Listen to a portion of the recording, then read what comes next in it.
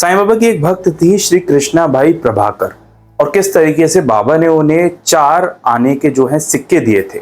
आना एक तरह की करेंसी है, एक तरह की वैल्यू है जो पहले चला करती थी, जैसे कि आजकल रुपए चलता है। तो हुआ ये कि कृष्णा बाई जो है वो बाबा के दर्शन करने के लिए शिरडी आई और बाबा ने उन्हें 4 जो है सिक्के दिए। उन सिक्कों को पाने के बाद वो बहुत प्रसन्न थी और बाबा ने उनसे कहा कि इन सिक्कों को ले जाकर पूजा की जगह पर रखना, इनकी पूजा करना, इनको हमेशा संभाल कर रखना, खर्च मत करना। कृष्णा बाई बहुत खुशी खुशी, क्योंकि बाबा ने उन्हें सिक्के दिए थे, तो वो लौटी और उन सिक्कों को वो कुछ दिनों तक बहुत संभाल के रखने लगी। उनके यहाँ पर एक बार एक नारियल बेचने वाली लेडी आई और वो नारियल बेचने वाली लेडी ने कृष्णा बाई को नारियल दिए और बदले में कृष्णा बाई ने उनको पैसे दिए। अब कृष्णा बाई को याद नहीं रहा और कृष्णा बाई ने वो 4 सिक्के, आने के सिक्के थे, वो 4 सिक्के दे दिए उस लेडी को अनजाने में, और वो सिक्के लेकर वो जो लेडी है वो वहां से चली गई।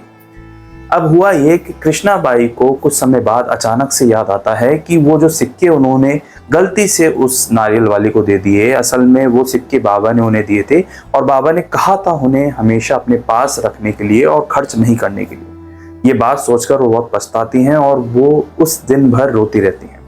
परेशान तो वो थी क्योंकि बाबा ने जो आशीर्वाद के रूप में सिक्के दिए थे, असल में वो सिक्के उन्होंने एक नारियल बेचने वाली लेडी को दे दिए थे।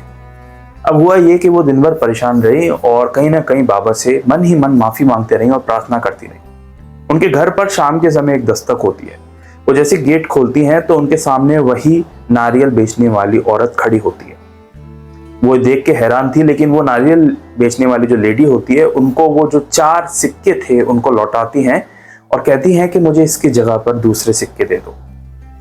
वो लेडी पता नहीं कौन थी, कहां से आई थी, लेकिन जो कृष्णा बाई प्रभाकर है वो वापस लेती हैं सिक्के और जो लेडी है उसको दूसरे सिक्के दे देती हैं। उस दिन उन्हें एक बात समझ में आई, वो ये थी कि बाबा जो हैं वो अपने भक्तों पर हमेशा नजर रखते हैं और अगर कहीं पे गलती से किसी से कोई भूल हो जाती है, वैसे तो मैं ऐसा मानता हूँ कि असल में भूल किसी से होती नहीं, इसमें भी बाबा की ही एक लीला रची जाती है, बाबा की ही एक लीला होती है और कहीं ना कहीं बाबा की ही मर्जी होगी कि पहले वो सिक्के उस लेडी को दें और फिर उन्हें महत्व समझ में आया उन सिक्के का।